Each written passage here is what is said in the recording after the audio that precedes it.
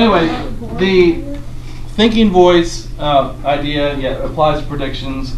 And predictions, remember we talked about a little bit yesterday, is inferences. They are inferences when you're making inferences and predictions about the book.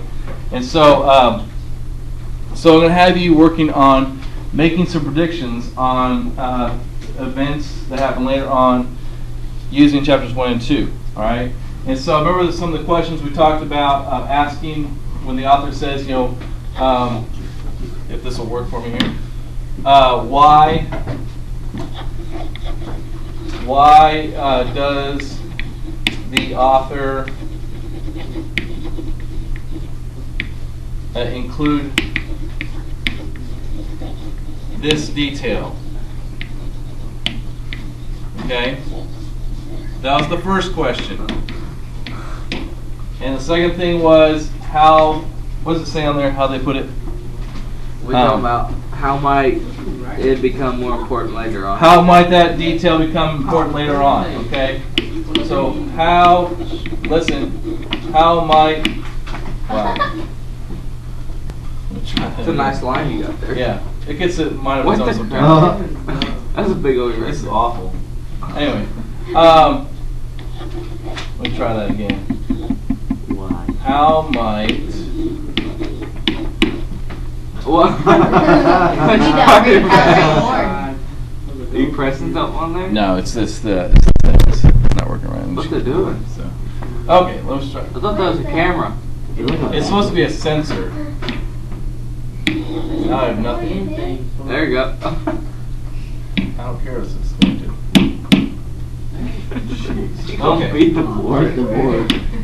Let's try that again. So anyway, so the two questions are. What? Your head's covered up. So, why this detail, okay? You can see right in the page, so I don't have to keep doing that, okay?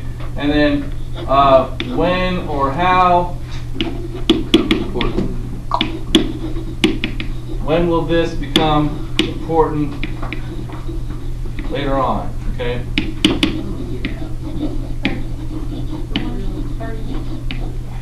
So those are the two questions, okay? So you start with, you go through the process like it gives you in the chart there. You start with the detail, okay?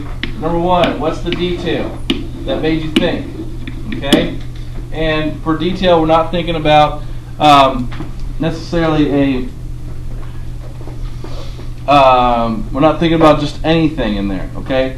The fact that Lenny likes catch with his beam. Is that important detail? No. Probably not. Does it tell us something about Lenny? Because he keeps persisting about it? Sure. It does a little bit. But yeah, he's persisting. But is it important for later on for foreshadowing and making predictions? Not really. Okay. Maybe something about their dream or something about the trouble they've gotten into in the past. Why does George mention that? So a detail that kind of triggers in your mind, like, oh, like you're using that thinking voice and you think, oh, this seems like it might be important later on, or this might be something that actually does happen later on, or maybe something that's being predicted. Okay. So you have the detail. Okay. Then you go back and number two, you ask questions about that detail. You ask those questions I wrote up here. Why this detail? Okay. Why this detail, and when will this become important? And once you answer that for yourself, once you ask those questions,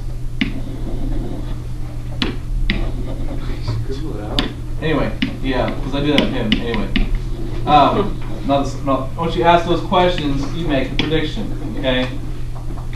Is that how you really write it? It's really neat. I like it. So you make the prediction after that. Okay, so that's what you're going to do for the first two chapters of my submit.